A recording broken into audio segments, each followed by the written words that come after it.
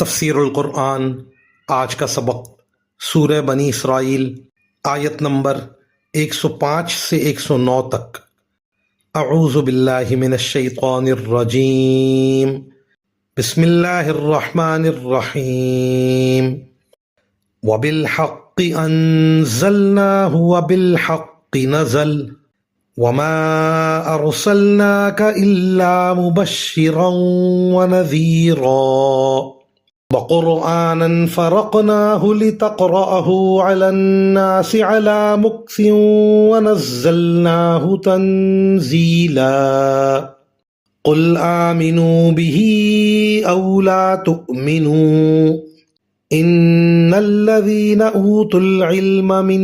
قبله إذا يتلى عليهم يخرون للأذقان سجدا ويقولون سبحان ربنا إن كان وعد ربنا لمفعولا ويخرون للأذقان يبكون ويزيدهم خشوعا۔ ترجمہ: اور ہم نے اس قرآن کو حق ہی کے ساتھ نازل کیا ہے اور حق ہی کے ساتھ یہ اترا ہے، اور اے پیغمبر، ہم نے تمہیں کسی اور کام کے لیے نہیں بلکہ صرف اس لیے بھیجا ہے کہ تم فرما برداروں کو خوشخبری دو اور نافرمانوں کو خبردار کرو۔ اور ہم نے قرآن کے جدا جدا حصے بنائے تاکہ تم اسے ٹھہر ٹھہر کر لوگوں کے سامنے پڑھو، اور ہم نے اسے تھوڑا تھوڑا کر کے اتارا ہے۔ کافروں سے کہہ دو، چاہے تم اس پر ایمان لاؤ یا نہ لاؤ، جب یہ قرآن ان لوگوں کے سامنے پڑھا جاتا ہے جن کو اس سے پہلے علم دیا گیا تھا،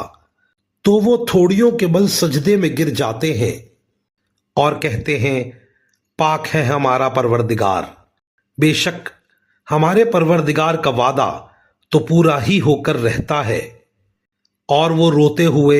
تھوڑیوں کے بل گر جاتے ہیں، اور یہ قرآن ان کے دلوں کی عاجزی کو اور بڑھا دیتا ہے۔ ان آیات میں ان لوگوں کا ذکر ہے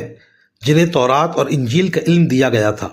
چونکہ ان کتابوں میں نبی آخر الزماں صلی اللہ علیہ وآلہ وسلم کی تشریف آوری کی خبر دی گئی تھی،